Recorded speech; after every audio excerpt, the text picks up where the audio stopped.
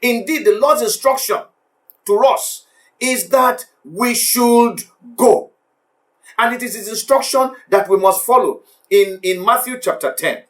Let me bring that up. Matthew chapter 10, verse 5 to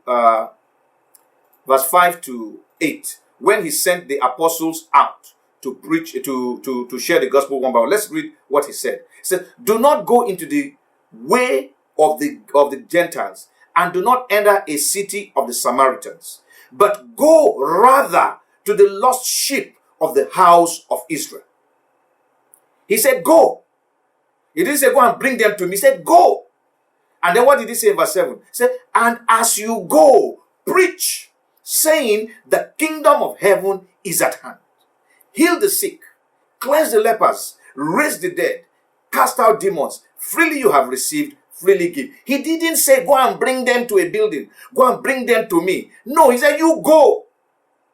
In Matthew chapter 28, verse 19, it's the same thing. He said, go into the world and make disciples of every nation. In Mark chapter 16, verse 15, the same thing he said.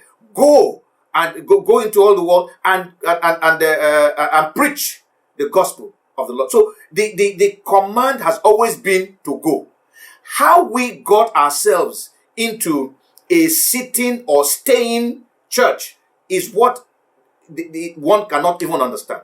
Because as you read the Bible, we begin to see that the thing is the gospel is a going gospel. It's not a gospel where we sit pretty in one place and expect people to come to us. No, we go. He said to the apostles, go to the lost sheep of Israel. At that time, he was telling them, it's not yet the time of the Gentiles. So don't go into any of the homes of the Samaritans. Just go to where I have sent you. Don't go any other place but where I have sent you. Don't go to the Gentiles. Don't go to the Samaritans. Don't just go to the lost sheep of Israel. That was the command. It was a going, and it is still a going.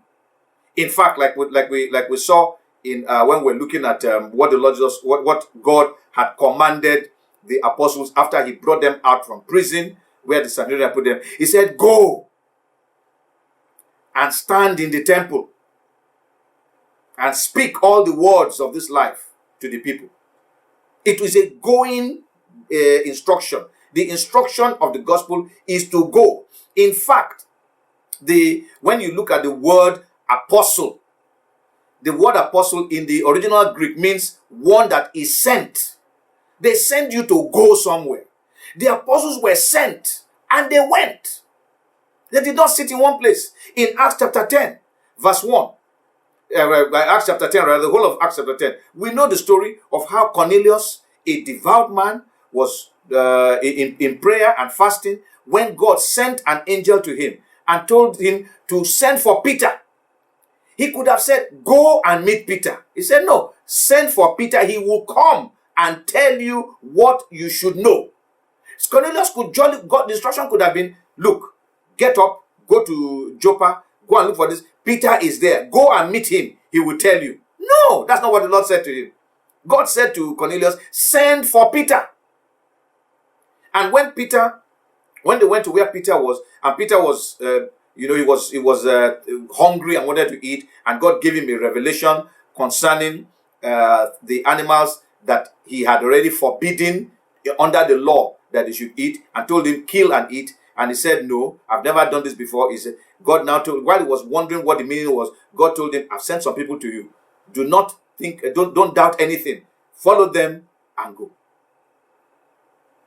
God was saying to Peter, I have done away with the law and all those things.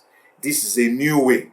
So I'm sending you now to the Gentiles. Of course, he didn't understand it fully until he got to Cornelius' house. When he got there, Cornelius had arranged for his family and friends to be there. And Peter went there and preached. The gospel is a going gospel. It is not a staying or sitting gospel. Oh, there's a place for the pastor, for the teacher to sit in a place and teach people. But there's also, if you read the scriptures, like we read in Acts chapter 2, they also went from house to house teaching from house to it was a going thing. They didn't sit in one place. They were not sedentary. They moved around. Yes, thank God today we are building churches where people can gather. But what I even find very interesting is that when people gather in these buildings that we have put up, what do we do there? We spend more time dancing and singing. We talk about praising God. We say if we praise God, if we dance before God, God will do something for us. God will do this for us. We are so fixated on God doing things for us, not about doing anything for God. And then when after we finish with the dancing and all the other things, and the man of God comes to preach, he doesn't teach about Christ. He's telling us about how we are going to make money. He's telling us the things that we can do so that we can become great, so that we can become renowned. Everything is about self. The very life that Christ died for, that self-life that Christ nailed to the cross, we have refused to nail it to the cross. We have chosen our own paths rather. The gospel is a going gospel.